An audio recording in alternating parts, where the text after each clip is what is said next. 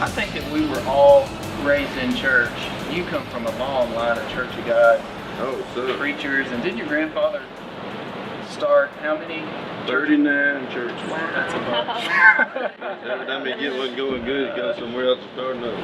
I think that people that have grown up in church or maybe been exposed to religion as opposed to real Bible truth, one of the roadblocks to receiving what God has for everyone that will just believe and receive it is guilt, and not realizing that because of the finished work of Jesus, that He has made us righteous. Most people will, if you just walk up to them on the street, would think, well, if you're going to be a priest or a man of God, you're going to have to take a vow of poverty, and you can't ever. And you have to be perfect, which is impossible. Right. Talk to us about that a little bit. How do you move yourself from that place of I'm just a worm to seeing yourself the way God sees us because of the finished work of Jesus?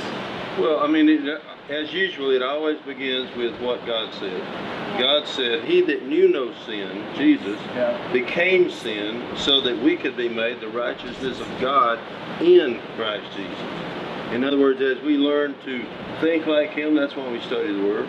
Romans 12, as you know, says, give your body a living sacrifice. And then it goes on to say in verse 2, be not conformed to the world. Don't be like the world, Christians, but be ye transformed or changed by the renewing of your minds. In other words, get your mind, read what God said, and keep reading it until you start thinking that way, until you believe what He said so much that you see everything that's going on in life from God's viewpoint. And by the way, when you do that, you'll not only have the righteousness mentality, which means, thank God, I don't have to be perfect because I don't know how.